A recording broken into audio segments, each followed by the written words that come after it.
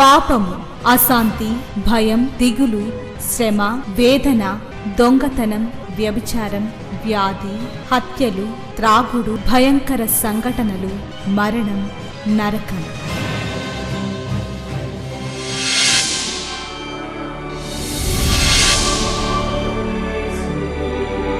సిలువలోనే పాప క్షమాపణ, పరిశుద్ధ జీవితం, ప్రేమ, వాక్య ధ్యానము, నెమ్మది, సహవాసం, నిత్య జీవం. శాంతి సోపానాలు, ఇవి శాంతి ప్రదాత బోధలు. చీకటిలో ఉన్న ప్రజలకు గొప్ప వెలుగు కలుగుటకు, చీకటిలో ఉన్న ప్రజలకు గొప్ప వెలుగు కలుగుటకు, చీకటి నుండి వెలుగునకు నడిపించే సోపానాలు. ప్రభు మాట జ్ఞాపకం తెచ్చుకుందాం. ప్రయాసపడి భారం మోసుకొనుచున్న సమస్త జనులారా నా యొద్దకు రండి, నేను మీకు విశ్రాంతి ఇస్తాను. కనుక నా రక్తము చిందించుట వల్లనే. రెండో శాపం.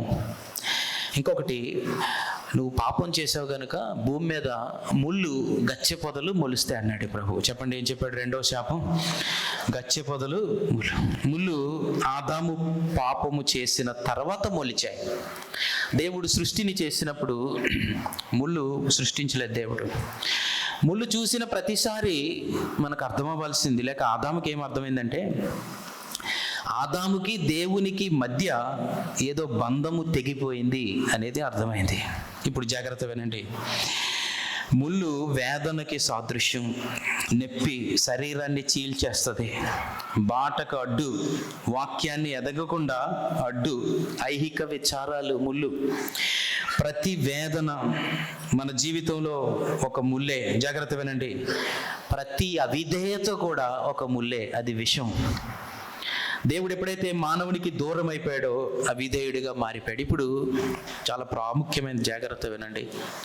ఒక విచిత్రమైన, చాలా ప్రత్యేకమైన, ఆశ్చర్యమైన సంగతి కల్వరిలో జరుగుతూ ఉంది ఆ రోజు. అదేంటంటే, సైనికులు ఒక పని చేశారు. ముళ్ళ కిరీటాన్ని తీసుకొచ్చి యేసు ప్రభు మీద పెట్టారు.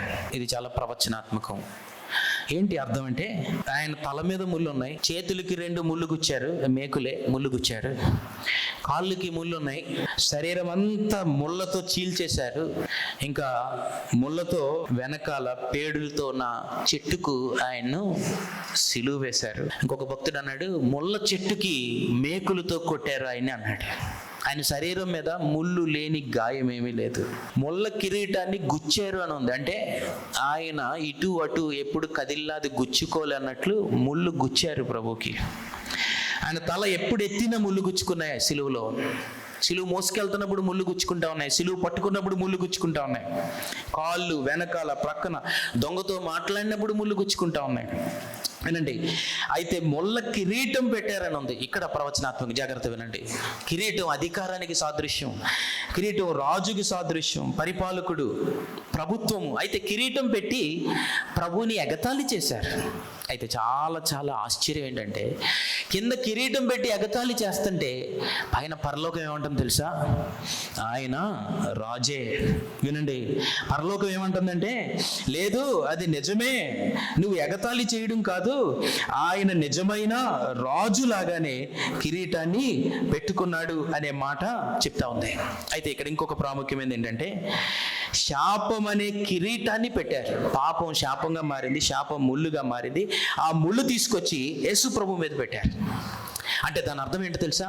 మానవ జాతి అంతా ఏం చెప్తా ఉంది అని అంటే, అయ్యా ప్రభువా, అయ్యా గొప్ప దేవుడా, నీకు ఇవ్వడానికి మా దగ్గర ముళ్ళు తప్ప ఏది లేదు. నిన్ను గౌరవించడానికి మా దగ్గర శాపం తప్ప మాకు ఏమీ లేదని మానవ జాతి అంతా ఆ రోజు ప్రభువుకి ముళ్ళు పెట్టారు తల మీద. అయితే బైబిల్ అంటుంది, ఎవరి మీద పెట్టాలో ఆయన మీదే పెట్టారు. ఎందుకంటే ఆయన ఒక్కడే ఆ శాపాన్ని తీయగలిగిన దేవుడై ఉన్నాడు. ఆ శాపాన్ని తీసుకెళ్తున్న మార్గంలో వెళ్ళిపోతున్నామని పట్టుకొని, నీ శాపాన్ని నేను తెస్తాను రా, నా వెనకాల రా, నీకున్న ప్రతి పాపము శాపము నుంచి నేను విడిపిస్తానని. చూడండి, ఆలోచించండి. ఏంటి మానవ జాతి దేవుడికి ఇచ్చింది? ఏమిచ్చాం మనం దేవుడికి? ఏం తీసుకెళ్ళాం దేవుని దగ్గరికి? ఆలోచించండి. మనిషి దేవుని దగ్గరికి వెళ్ళినప్పుడు దేవునికి ఏమిచ్చామంటే, మనం ఇవ్వగలిగిన మన గొప్ప ఏంటి దేవుని దగ్గర అంటే మన అవిధేయతే. దేవునికి మనం ఇవ్వగలిగిన మన గొప్ప ఏంటి అంటే మన పాపమే, మన బలహీనతలే, మన తిరుగుబాటు, మన శాపాన్ని దేవునికి ఇచ్చాం. అయితే కలువరిలో ప్రభువుని గుచ్చిన శాపము ఏం తీసుకొచ్చింది తెలుసా బయటికి? ఆయన రక్తాన్ని బయటికి తీసుకొచ్చింది, ఆయన జీవాన్ని బయటికి తీసుకొచ్చింది. ఒక భక్తుడు అన్నాడు, ఎప్పుడైతే ఈ శాపం ప్రభువుని గుచ్చిందో, గుచ్చిన వెంటనే రక్తం బయటకు వచ్చింది, ఆ జీవములో శాపం నశించిపోయి అంతమైపోయింది అన్నాడు. వింటున్నారా జాగ్రత్తగా? కనుక ఇంకొక భక్తుడు అన్నాడు, ఆ రోజు మరణమే మరణించింది అన్నాడు. ఆ రోజు ప్రభు సమాధిలో సమాధే సమాప్తమైపోయింది అన్నాడు. ప్రభు సిలువలో శాపం ముగింపబడింది. మానవుణ్ణి ఏలిన శాపం సిలువ దగ్గర ఆగిపోయింది. కలువరిలో మరణాన్ని, శాపాన్ని, పాపాన్ని సిలువలో వేలాడదీసి యేసు ప్రభు మరణానికి సిలువ వేశాడు. సిలువలో ఈరోజు ఆత్మీయ నేత్రాలతో సిలువను చూస్తే మరణం సిలువలో వేలాడుతుంది. ఈరోజు సిలువలో శాపానికి మేకులు పెట్టి కొట్టాడు ప్రభు. మనమేమిచ్చాం, ప్రభు మనకేమిచ్చాడు ఆలోచించండి. అందుకే మాట్లాడుతున్నాడు ఈరోజు, ఎవరినో బలవంతం చేస్తున్నాడు ప్రభు. ఎక్కడికి వెళ్ళిపోతున్నావు? ఆగు, మందిరానికి కాదు, మందిరానికి రావాలి, ముందు సిలువ మార్గములోనికి రా. ఎటువైపు వెళ్ళిపోతా ఉన్నావు? శిబిరం బయటికి పాపాలు మోసుకొని వెళ్తున్న ప్రభు దగ్గర ఉన్నావా? లేక మొదటి 2-3 అధ్యాయాల్లో ఇంకా పండగ క్రైస్తవుడిలాగా, లేక ప్రసంగాలు వింటున్న క్రైస్తవుడిగా, లేకపోతే మేలులు పొందుకుంటున్న క్రైస్తవుడిగా ఉంటా ఉన్నావా? కనుక ప్రతి శాపము సిలువలో తొలగిపోయింది, ప్రతి దుఃఖము అంతమైంది.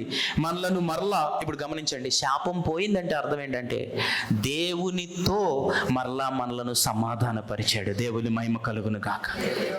దేవుని కుమారులుగా మనలను మరలా చేర్చాడు. మన శాపాన్ని భరించాడు మన ప్రభు. ఎంత గొప్ప ప్రభుని మనం కలిగి ఉన్నాం! ఇంకెంతకంటే గొప్ప దేవుడు ఎవరున్నారు? తీసుకొచ్చి ముళ్ళ కిరీటాన్ని పెట్టి గుచ్చి అపహసిస్తే ప్రభు అంటున్నాడు, చాలా చక్కగా నా దగ్గరికే తీసుకొచ్చావు. ఈ అంతమైపోయింది నీ శాపానికి, నీ పాపానికి అంతమైపోయింది, నీ దుఃఖం అంతమైపోయింది. ఈరోజు సిలువ దానికి జవాబు. మన శాపాన్ని భరించాడు, మనకి జీవాన్ని ఇచ్చాడు ప్రభు. కనుక మొట్టమొదటిది సిలువ, రక్షించే సిలువ. రెండవది సంహరించే సిలువ. చెప్పండి, రెండవది ఏంటి? యేసు వెంట ఇందాక చదువుకున్నాం కదా, సిలువను మోయుటకు అతని మీద దానిని పెట్టిరి అనే మాట ఉంది. ప్రభు రక్షణ ఇచ్చాడు, మన బాధ్యత ఏంటి ఇక్కడ మాట్లాడుతూ ఉన్నట్టు? అదేంటంటే శిష్యత్వము. చెప్పండి, ఏంటి? చెప్పండి, గట్టిగా వచ్చి మాట్లాడదాం. శిష్యుడు. ప్రభు ఒక మాట అన్నాడు, ఎవడైనాను నన్ను వెంబడింపగోరిన యెడల తను తాను, అందరూ చెప్తాం, తను తాను తన సిలువను ఎత్తుకొని ప్రతి దినము నన్ను వెంబడించాలి. ఇప్పుడు మిమ్మల్ని ఒక ప్రశ్న అడుగుతాను, చెప్పండి. ప్రభు అన్నాడు, ఎవడైనాను నన్ను వెంబడింపగోరిన యెడల తను తాను ఉపేక్షించుకొని, ఎవరి సిలువ? చెప్పండి, కొద్దిగట్టి మాట్లాడదు. ఎవరి సిలువ? తన సిలువ. సీమోను ఎవరి సిలువను మోస్తున్నాడు? తన సిలువను మోస్తున్నాడా? ప్రభు సిలువను మోస్తాడు. మాట్లాడాలి. సీమోను ఎవరి సిలువను మోస్తున్నాడు? చెప్పండి, గట్టిగా మాట్లాడదాం. ఎవరి సిలువని? ప్రభు సిలువను మోస్తా ఉన్నాడు. జాగ్రత్త వినండి, ప్రతి ఒక్కరూ 2 సిలువలు మోసుకొని వెళ్తాం. ఒకటి, సీమోను మోసిన సిలువ ప్రభుని సిలువేసింది. ఇంకొకటి, నా సిలువ నేను మోసుకుంటూ నా అహాన్ని చంపుకునే సిలువ. ఒకటి ప్రభుని బాధ పెట్టే సిలువ, ఇంకొకటి నా అహాన్ని బాధ పెట్టే సిలువ. ఏ సిలువ మోస్తా ఉన్నాం మనం? సీమోను ప్రభు సిలువనే మోసుకుంటూ వెళ్ళాడు కల్వరి వరకు, కానీ అక్కడ ఆ సిలువను ఆప్ చేసి ప్రభువుకి ఇచ్చేసి వస్తూ వస్తూ తన సిలువను మోసుకుంటూ బయలుదేరి వెళ్ళిపోయాడు అక్కడి నుంచి. ఎంత గొప్ప ఎక్స్చేంజ్, ఎంత గొప్ప మార్పిడి జరిగింది. ఈరోజు ఇక్కడ వచ్చిన చాలా మంది, నీ చేతిలో ప్రభుని బాధ పెట్టే సిలువ ఉందేమో, నీ తలంపులతో ఆయన ఎన్నోసార్లు గుచ్చావు, బాధ పెట్టావు. ఒక చిన్న పిల్లోడు, ఒక యవనస్తుడు ఇష్టం వచ్చినట్టు తిరుగుతా ఉంటే, సరైన నిర్ణయాలు చేయనప్పుడు తల్లికి వేదనే కదా, దుఃఖం, బాధ. అలాంటిది తల్లిదండ్రులను పుట్టించిన దేవుడు, నిన్ను పుట్టించిన దేవుడు, మరి నువ్వు సరైన నిర్ణయాలు చేయనప్పుడు నా పాపములో నేను ఆనందిస్తూ ఉన్నప్పుడు ఆయన ఎంత దుఃఖిస్తాడు. కనుక ఏ సిలువను మనం మోసుకొని వెళ్తా ఉన్నాం? పాపాన్ని సహించలేని దేవుడు, పాపాన్ని దూరపరిచే దేవుడు. మనము పాపములో జీవిస్తే సంతోషిస్తాడా? ఇందాక చెప్పుకున్నాం కదా, దేవుడు పాపాన్ని సహించడని చెప్పాం.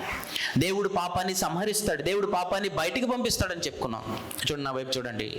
అలాంటి దేవుడు, ఆయన దేవుడుగా కలిగి మనం దేవుని దగ్గరికి వస్తూ పాపములో జీవిస్తూ ఉన్నప్పుడు ఆ పాపాన్ని బట్టి ఆయన ఎందుకు ఆనందిస్తాడు? వింటున్నారా? ఆయన ఆనందించట్లేదు. అందుకనే మన పక్షాన ప్రభు చనిపోయి మనకి కృపనిచ్చాడు. ఆ పాపాన్ని విడిచిపెట్టు, ఆ అపవిత్రతను విడిచిపెట్టు. అందుకే వెళ్తూ వెళ్తూ సీమోను ప్రభు సిలువనే మోసుకు వెళ్ళాడు. ఈరోజు ప్రభు సిలువను మోసుకొని వచ్చేవేమో, ప్రభుని బాధ పెడుతూ, నన్ను నేను గుచ్చుకుంటూ, నన్ను నేను మోసపరుచుకుంటూ, నన్ను నేను బాధ పెట్టుకుంటూ, ప్రభుని బాధ పెడుతూ జీవిస్తూ ఇక్కడికి వచ్చేవేమో. ఈరోజు ఆ సిలువ ప్రభువుకి అప్పగించేయి. ఆ సిలువ మనకొద్దు. ఈరోజు నా సిలువను ఎత్తుకుందాం. ఏ సిలువ మనం మోస్తా ఉన్నాం? రోమీయులు ఈ సిలువ సీమోనికి ఇచ్చారు. ఎవరిచ్చారు చెప్పండి ఒకసారి? రోమీయులు లోకానికి సాదృశ్యం. లోకము మనందరికి ఒక సిలువ ఇచ్చింది. ఏదేను తోటలో సైతాను ఆదాముకు ఒక సిలువ ఇచ్చాడు. ఆ సిలువ ఏంటంటే దాని పేరు అవిధేయత. దేవుడు చెప్పిన మాట నువ్వు వినొద్దు, దేవుణ్ణి బాధ పెట్టు. అందుకే పాపముతో శాపముతో మొదలైంది జీవితం. అయితే తన జీవితం అలాగా ముగింపలేదు. దేవుడి నుండి ఎడబాటులోనికి వెళ్ళలేదు. సిలువలో ప్రతి పాపం, మరణం, శాపం అంతమైంది. ఈరోజు నా ముళ్ళు, నా అవిధేయత, నా బలహీనత, నా పోరాటాలు, నా దుఃఖము, నా ఒంటరితనం, ఇక్కడున్న ఎవరైనా ఏ పరిస్థితి అయినా, లేక రహస్య పాప జీవితం, మోహం, కామం, అపవిత్రత, అక్రమం, దుఃఖం, ఈరోజు ప్రభు అంటున్నాడు, నాకు అప్పగించే.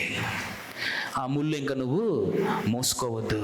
అది నాకు ఇస్తే నేను దాన్ని తీసుకొని వెళ్తాను. అందుకే ఇందాక చెప్పుకున్నాం, పడమటికి తూర్పు ఎంత దూరమో మన అతిక్రమములు మనకంత దూరం. తండ్రి తన కుమారుని ఎడల జాలి పడినట్లు ఆయన మన ఎడల జాలి పడతా ఉన్నాడు.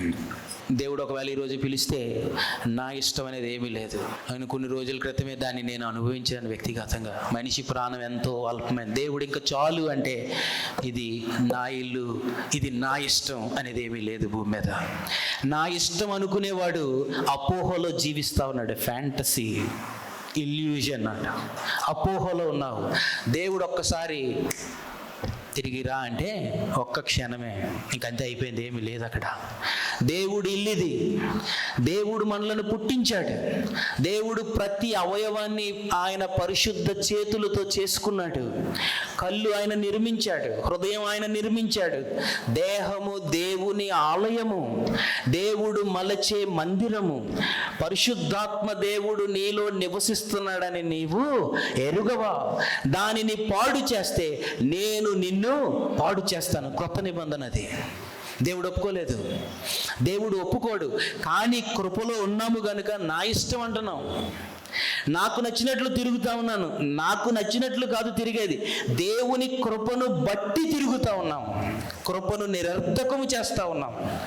కృప దీర్ఘశాంతుడు, కృప సమృద్ధి గలవాడు, దయాలుత్వం గలవాడు. ఆయనకున్న సహనము, ఓర్పు ప్రతి ఒక్కరూ, అందరూ అంతటా మారు మనసు పొందాలని ఈ రోజు కూడా చూస్తా ఉన్నాడు. ఈ రోజు నీ ముందుకు వచ్చాడు. లోక పాపములు మోసుకెళ్ళిపోవడానికి నీ ముందు నిలబడ్డాడు. మన జీవితాలు ఎంతమంది ఇక్కడ 10 సంవత్సరాల నుంచి పాపాన్ని దాచుకున్నాం? 16 సంవత్సరాల నుంచి, 19, 20, 30, 40, 70, 60, 35, ఎన్ని సంవత్సరాల నుంచి పాపాన్ని దాచుకున్నాం? ఈ విడిచిపెట్టబడే గొర్రె ఈరోజు మన ముందు దేవుడు పెడతా ఉన్నాడు. నీ పాపాన్ని పాలెము బయటకు తీసుకొని వెళ్ళిపోతాడు. ఈరోజు ఆయన ఒక్కడే దాన్ని తీసుకొని వెళ్ళగలడు. ఆయన ఒక్కడే దాన్ని తీసుకొని వెళ్ళగలడు. లోక పాపములు మోసుకొని పోవు దేవుని.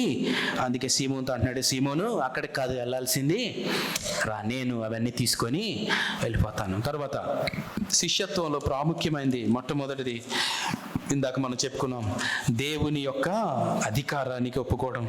2, అహాన్ని సంహరించింది సిలువ. చెప్పండి, దేన్ని సంహరించింది? కొద్ది గట్టిగా మాట్లాడదాం. 2, అహాన్ని ఈయన బలవంతంగా తీసుకున్నాడు సిలువ. ఆయనకి ఇష్టం లేదు. చాలామందికి మందిరంకి రావడం ఇష్టం ఉండదు. చాలామంది ప్రార్థనకి రావడం ఇష్టం ఉండదు. కొంతమందికి కొంతసేపు వాక్యం ఎక్కువైపోతే ఇష్టం ఉండదు. ఆత్మీయ విషయాలు మనకి ఇష్టం ఉండవు. ఆత్మీయ పరిశుద్ధత గురించి ఇది జాగ్రత్త వినండి. మనకే అన్నట్టు మీ గురించి మాట్లాడలేదు, మనందరి గురించి. ఇది మన స్వభావం, మనందరూ ఒప్పుకోలేదు. పరిశుద్ధత గురించి చాలామందికి ఇష్టం ఉండదు. ఇది బలవంతం చేయబడాలి. ఆయనకి ఇష్టం లేదు. సిలువు తీసుకున్నప్పుడు ఇలా ఊహించండి, తప్పలేదు ఆయనకి, రోమీడు కదా, తీసుకోపోతే ఆయన్ని చంపేది. ఇంకొకటి, ఎంత అవమానపడి ఉండుంటాడు ఆ సిలువు నాడు తీసుకొని వెళ్ళడం. ఎంత అందరి ముందు తలదించుకొని పోయి ఉంటాడు. 2 కొడుకుల్ని పట్టుకుని వచ్చాడు. బిడ్డల ముందు ఎంత అవమానం, ఎంత చుట్టుపక్కల అపహసిస్తూ ఉన్నారు. తల ఎత్తి నడిచి ఉండడు. కనీసం తన జీవితంలో ఎన్నడూ ఊహించలేదు ఇలాంటి అవమానం జరుగుతుందని. ఎవరు ముందుకు రాలేదు. అందరికంటే తక్కువ వ్యక్తిగా కనబడ్డాడు. బహుశా నేను ఇలా అనుకుంటున్నాను, ఆ రోజు ఎవరు ఇంటికి వచ్చి ఇంట్లో చెప్పుండి ఉంటారు, నేనే మోయాల్సి వచ్చేది, అవమానం నేను భరించాల్సి వచ్చేది, సరైన సమయానికి వచ్చాడు, లేకపోతే నేను మోయాల్సి వచ్చేది. చాలామందికి సిలువ అలాగే ఉంది. చాలామందికి వీడు భలే దొరికాడు, మనకెందుకు ఈ నింద, అవమానం, రక్తం, మనకేం అవసరం లేదు, మనం ఆదివారం వెళ్తా ఉన్నాం చాలు, మనమంతా బాగానే ఉన్నాం. అయితే జాగ్రత్త, అహముతో ప్రారంభించాడు కానీ వాడు విధేయతతో ముగించాడు. సిలువ దగ్గరికి వచ్చిన వ్యక్తి అహముతో రావచ్చేమో కానీ ఆ వ్యక్తి అహంతో మళ్ళీ ఇంటికి వెళ్ళడు. ఆయన వెంట ఆయన రక్తపు అడుగుల్లో అడిగేస్తున్నాడు. సిలువ మోసుకెళ్తున్నాడు, ప్రభు ముందు నడుస్తున్నాడు. బహుశా మీరు ప్యాషన్ ఆఫ్ ది క్రైస్ట్ చూస్తే చాలా అద్భుతంగా తీశాడు. అందులో ప్రభు మీద ఒక చెయ్యి వేసాడు వాడు. ఆ ప్యాషన్ ఆఫ్ ది క్రైస్ట్లో ప్రభుతో అంటాడు, అంటే ప్రభు దీనత్వాన్ని చూసినప్పుడు, ప్రభు పరిశుద్ధత చూసినప్పుడు, ప్రభు క్షమాపణ చూసినప్పుడు అంటాడు ప్రభుతో, అన్నా ఇంకా కొద్దిసేపే అన్నా, నేను పట్టుకుంటాను నీ సిలువ, అన్నా భయపడద్దు, నేను వస్తాను అని ప్రభుతో మాట్లాడుతూ ఉంటాడు. బహుశా ప్రభు వెనకాల, ప్రభు ముందు నడుస్తున్నాడు. ఆయన కాళ్ళ నుంచి రక్తం కారుతూ ఉంది. ఆ రక్తంలోనే ఆయన కాళ్ళు పెట్టి వెళ్తున్నాడు. ప్రభు మాటలు, ప్రభు చూపు అన్నీ చూస్తూ ఉన్నాడు. సిలువుపై ఆయన ఏ సిలువునైతే పట్టుకున్నాడో దాని మీద యూదుల రాజు అని రాయబడి ఉంది. దాన్ని చూసి ఉంటాడు. చేతులన్నీ పేడ్లు గుచ్చుకున్నాయి. బహుశా మెడ మీద పెట్టుకున్నాడు, మెడకి పేడ్లు గుచ్చుకున్నాయి. కొంత దూరం వచ్చిన తర్వాత ప్రభు అన్నాడు, సీమోను అని పిలిచిండు ఉంటాడు. ఆశ్చర్యపోయాడు. నా పేరు ప్రభుకి ఎలా తెలుసు? బైబిల్లో రాయబడలేదు కానీ ప్రభుకి తెలుసు కదా పేరు. నా సిలువు నాకు ఇచ్చే, ఇంకా చాలు అని తన సిలువుని తీసుకొని ప్రభు వెళ్తా ఉన్నాడు. మేకులు కొడతా ఉన్నారు. సిలువు పైకి లేపుతా ఉంటే చూస్తూ ఉన్నాడు. ఎవరి నా యూదుల రాజు ఏంటి? అమ్మాట విన్నాడు. తండ్రి, వీరేమి చేయుచున్నారు, వీరెరుగరు కనుక వీరిని క్షమించు. ఆశ్చర్యపోయాడు. ఎవరైనా దొంగ బ్రతిమలాడుతున్నాడు, యేసు నన్ను జ్ఞాపకం తెచ్చుకో. ఏంటి ఈయన్ని బ్రతిమలాడుతూ ఉన్నాడు? భూకంపం వచ్చింది, ఆశ్చర్యపోయాడు. చీకటి, రాళ్ళు పగిలిపోయి ఆశ్చర్యపోతా ఉన్నాడు. బహుశా 2 కొడుకుల్ని గట్టిగా పట్టుకున్నాడు. శతాధిపతిని చూస్తూ ఉన్నాడు. ఏ శతాధిపతి అయితే సిలువను మోయిరా అని కొరడా ఎత్తాడో ఆ శతాధిపతి కొరడా పక్కన పాడేశాడు. ఏ శతాధిపతి పక్కలో బల్లెం పెట్టి పొడిచి గుండెల్లోకి దింపాడో ఆ వ్యక్తి బల్యాన్ని ప్రక్కన పాడేశాడు. మోకరించాడు, చూస్తున్నాడు. 2 చేతులు పైకెత్తి, ఇతడు నిజముగా దేవుని. ఆశ్చర్యపడి, ఏంటి ఇంత తగ్గింప? సిలువలో అహం చచ్చిపోయింది. ఆయన వెళ్తూ వెళ్తూ సిలువను మోసుకొని వెళ్ళకుండా ఉండలేకపోయాడు. అది సిలువ యొక్క గొప్పతనం. బండలాంటి హృదయాలను బద్దలు కొట్టేది సిలువ ఒక్కటే.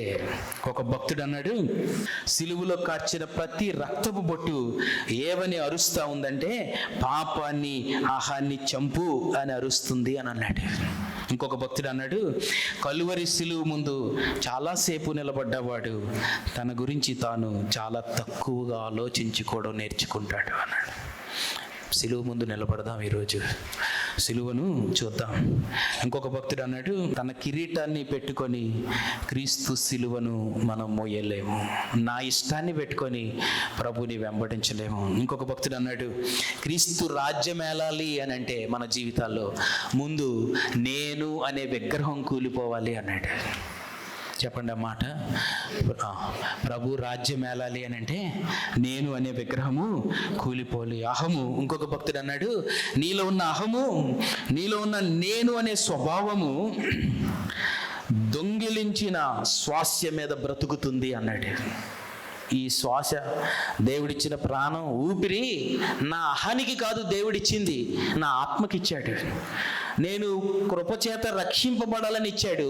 ఈ అహం నాలో ఉన్న ఊపిరిని దొంగిలించి దాని ఇష్టాన్ని చేసుకుంటుంది, సిలువ దానికి ఊపిరి ఆడకుండా చేస్తుంది అన్నాడు. ఇంకొకటి, ఒకసారి మళ్ళీ గెత్సేమనే వైపు చూద్దాం. గెత్సేమనేలో ఎలాంటి పరిస్థితిలో ప్రభు విధేయత చూపించాడో ఆలోచించండి. ఒక భక్తుడు అన్నాడు, ఒబీడియన్స్ అన్బేరబుల్ ప్రెషర్ అన్నాడు. భయంకరమైన భరించలేని ఒత్తిడిలో ఆయన ఒక నిర్ణయం చేశాడు, తండ్రి నీ చిత్తమే అన్నాడు. ఆయన వేదన ఎంత వేదన అంటే చెమట ఎలా వచ్చిందంట, రక్తంగా వచ్చింది. భరించలేని వేదనలో ఆయన ఏమంటున్నాడంటే, ప్రభువా నా ఇష్టము కాదు, నా ఇష్టం ఇక్కడితో ముగించాలి, నీ ఇష్టాన్ని. అంటే శక్తికి మించిన విధేయత సిలువలో దేవుడు విడుదల చేశాడు. మానవ శక్తికి మించిన సహనాన్ని దేవుడు సిలువలో విడుదల చేశాడు. ఎందుకు విడుదల చేశాడంటే, శ్వాసముతో ఈరోజు నువ్వు అడిగితే నీకు నాకు అది ఇవ్వాలని దేవుడు ఆశిస్తూ ఉన్నాడు. అందుకే తన సిలువను ఎత్తుకొని, ఇది జాగ్రత్తగా వ్యక్తిగత పిలుపు. చెప్పండి, ఎవడైనను నన్ను వెంబడింపగోరినట్లా గుంపుకి ఇచ్చిన పిలుపు కాదు, ఇది వ్యక్తిగతంగా దేవుడు పిలుస్తున్నాడు నిన్ను. ఈరోజు వ్యక్తిగతంగా నీతో మాట్లాడుతూ ఉన్నాడు. అందుకే జాగ్రత్త వినండి, సిలువ అనేది ఒక ఈవెంట్ కాదు, సిలువ అనేది ఒక సమయంలో జరిగిన ఒక సందర్శన కాదు, ఆయన జీవితంలో పండగ కాదు. సిలువ గుడ్ ఫ్రైడే కాదు సీమోనికి. సిలువ తన జీవితంలో ఎదుర్కొన్న రోజు నుంచి చచ్చిపోయే వరకు సిలువను మోసుకెళ్ళాడు ప్రతిరోజు.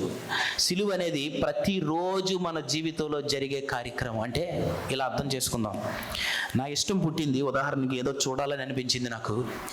నా ఇష్టం పుట్టగానే ప్రభువా నాకు ఇది చూడాలనిపించింది, ఇది నన్ను చెరపట్టుకొని అది చేసే వరకు నన్ను తీసుకెళ్ళిపోతుంది. నా ఇష్టం కాదు ప్రభువా, ఇదిగో ఈ ఇష్టాన్ని నీకు అప్పగిస్తున్నానంటే అప్పుడు నా ఇష్టం చచ్చి ప్రభు ఇష్టం నాలో నెరవేర్చబడుతుంది. దాన్ని తిరిగి జన్మించిన జీవితం అని అంటాం. నూతన జన్మ, క్రీస్తు జీవితం మనలో కలుగుతుంది. అది ప్రతి విషయంలో మన జీవితంలో జరగాలని దేవుడు కోరుకుంటా ఉన్నాడు. అందుకే మనందరికీ తెలిసిన మాట, పౌలు అన్నాడు, ఆనందించుడి. గట్టి చెప్దాం, ఆనందించుడి. మరలా చెప్తును, చాలాసార్లు చాలా తర్జుమాల్లో మనం వాక్యం విన్నప్పుడు ఏం వింటామంటే, పౌలు ఆనందించమని చెప్తున్నాడు అని వింటాం. పౌలు ఆనందించమని చెప్పట్లేదు, అక్కడ పౌలు ఒక ఆజ్ఞ ఇస్తున్నాడు. పౌలు అక్కడ ఒక నిర్ణయం చేశాడు. ఏంటి నిర్ణయం అంటే, జాగ్రత్త అనండి, ఆనందించుడి అన్నాడు కదా అని ప్రభువునందు ఆనందించుడి అన్నాడు కదా. ఏంటి అంటున్నాడంటే, నీ ఆనందం ప్రభువుకి కూడా ఆనందం అయితే ఆనందించు అన్నట్టు. అది చెప్పాడు అక్కడ. ఆనందంగా ఉండండి, సంతోషంగా ఉండండి అని వాగ్దానం ఇవ్వట్లేదు అక్కడ. నీ ఆనందం ప్రభువు నందు ఆనందమేనా? ప్రభువు నువ్వు కలిసి ప్రభువు నందు ఆనందిస్తున్నావా? ప్రభు కొరకు కాదు, ప్రభు సిలువను బట్టి కాదు, ప్రభు జననాన్ని బట్టి కాదు, ఇంకా దేన్నో బట్టి కాదు. నీ ఆనందం, ఒకవేళ నేను ఒకరిని బాగా తిట్టాను, నాకు ఆనందమే, నా అహం చాలా తృప్తి పడిపోయింది, ఎందుకంటే నన్ను అన్నవాడిని నేను తిట్టాను. కానీ ఆ ఆనందం ప్రభువుకి కూడా ఆనందమేనా? నేనేదో చూశాను, నాకు చాలా ఆనందం వచ్చింది, కానీ ఆ ఆనందం ప్రభువుకి కూడా ఆనందమేనా? అందుకే అన్నాడు, ఆనందించుడి. మరలా చెప్పుదును, ప్రభువు నందు ఆనందించుడి. అంటే నా ఇష్టాన్ని, నా అహాన్ని నేను చంపుకున్నాను, నా ఘనత కోల్పోయాను, పెంటతో సమానంగా నా చదువు ఎంచుకున్నాను, నా పరపతి, నా ఆస్తి అంతా ఎంచుకున్నాను. ఎందుకంటే నేను క్రీస్తును సంపాదించుకున్నాను. నేను క్రీస్తును సంపాదించుకోవడానికి నా నీతి ప్రక్కన పెట్టాను, నా ఆనందం ప్రక్కన పెట్టాను, నా నిర్ణయాలు ప్రక్కన పెట్టాను. ఎందుకంటే నా నిర్ణయాల్లో అతి ప్రాముఖ్యమైన వ్యక్తి యేసు ప్రభు. నా తలంపు చంపాను, క్రీస్తు తలంపు పరిపాలిస్తూ ఉంది. జాన్ హస్ అనే భక్తుడో విలియం టిండేలో నాకు తెలియదు, బైబిల్ ట్రాన్స్లేట్ చేస్తున్నందుకు కర్ర కట్టి ట్రాన్స్లేట్ చేస్తున్న పేపర్లన్నీ కింద పెట్టి, కరపత్రాలన్నీ పెట్టి వెలిగించి ఇంక అంటించేస్తుంటే, rejoice in the Lord always and again I say rejoice అనే పాట పాడాడు.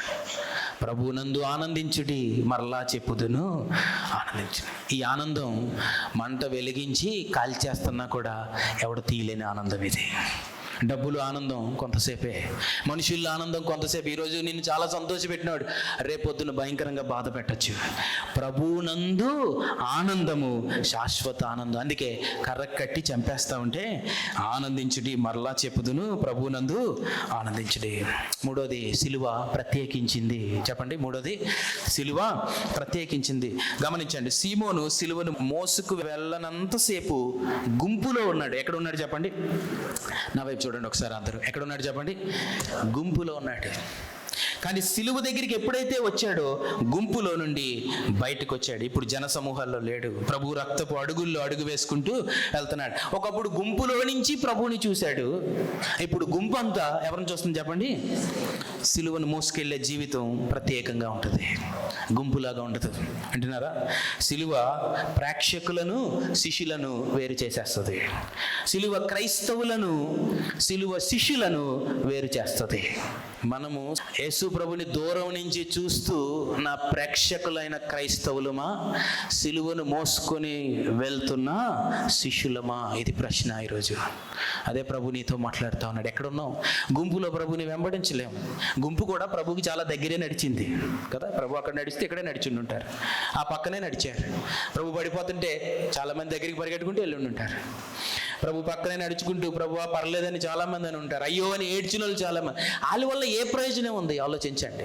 ఈ స్పెక్టేటర్ క్రిస్టియన్స్ వల్ల, ఈ ప్రేక్షకులైన క్రైస్తవులు 1,00,000 మంది ఉన్నా వాళ్ళ వల్ల ఏ ప్రయోజనము లేదు. ఒక్క సీమోను చాలు, ఒక్క సీమోను చాలు. ఆ మార్గంలో ప్రభు సిలువ దగ్గరికి వెళ్ళి, ప్రభువా నీ సిలువ నాకు ఇవి. ఎక్కడున్నాం ఈరోజు? ప్రేక్షకులమా?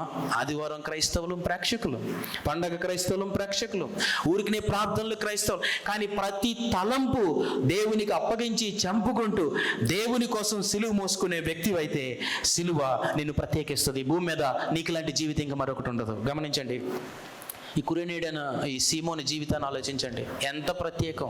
ఎవ్వరికీ ఘనత లేదు. పేతురు మోయాలి, పేతురు లేడు. యోహాను మోయాలి, యోహాను లేడు. ఏ శిష్యుడు లేడు, ఏ భక్తుడు రాలేదు. పల్లెటూరు నుండి వచ్చిన ఒక వ్యక్తికి ఉన్న ఘనత బైబిల్లో ఎవరికీ లేదు. కనుక మన హృదయాల్లో ఉన్న పాపమంతా దేవునికి అప్పగించుకొని ఇదను ఇక్కడి నుంచి మన సిలువను మోసుకొని ప్రభు సన్నిధి నుండి వెళ్దాం, ప్రార్థన చేసుకుందాం. దయచేసి అందరూ తల్ల వంచండి, కళ్ళు మూసుకుందాం. మోకరించగలిగిన వారందరూ మోకరిద్దాం, ప్రభు ముందు మోకరిద్దాం. మోకరించలేకపోతే ఏమీ పర్వాలేదు, కానీ మోకరించగలిగిన వారందరూ మోకరిద్దాం ఈరోజు.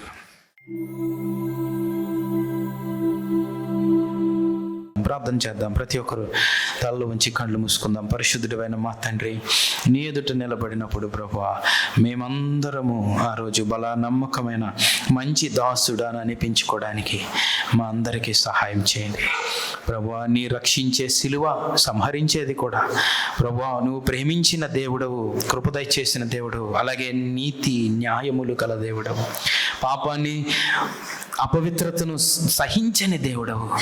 మేము కూడా అలా జీవిస్తూ పాలెము వెలుపలకు బయటకు వెళ్తూ అపవిత్రత నీకు దూరపరిచే ఆ గొప్ప సహాయాన్ని మేము తీసుకొని నీ మీద ఆధారపడి తండ్రి నీ వెనకాల సిలువలు మూసుకొని భూమి మీద జీవించుతూ ప్రత్యేకమైన జీవితాన్ని జీవించడానికి ప్రేక్షకుల్లాగా, ఏదో ఆదివారం లాగా ప్రభువా మేము ఉండకుండా మాకు సహాయం చేయమని. మా దేన జీవితాలు నీ సమరూపములోనికి నువ్వు మార్చగల దేవుడవు తండ్రి.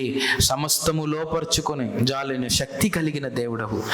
ఈ మా దేన శరీరములను నీ సమరూపులోనికి మార్చుకోమని భూమి మీద పాపమును అసహించుకునే వ్యక్తులుగా, సిలువను మోసుకుంటూ ఈ భూమి మీద జీవించే వ్యక్తులుగా మమ్మలను తీర్చిదిద్దమని మరొకసారి కురేనీడిన సీమోను జీవితం ద్వారా మాతో మాట్లాడినందుకు వందనాలు చెల్లిస్తాం. మీ ప్రియ కుమారుడు మా ప్రభు రక్షకుడైన యేసుక్రీస్తు నామములో ప్రార్థించి వేడుకొంచున్నాం తండ్రి. మా address Srimathi Joy Sam Benny, Emmanuel church 1-146 S Achutapuram, Kakinada 4. మా ఫోన్ నంబర్స్ 944-010-9893 మరియు 0884-237-6793. మరలా ఇదే సమయానికి ఇదే ఛానల్లో మనం కలుసుకుందాం. Thank you.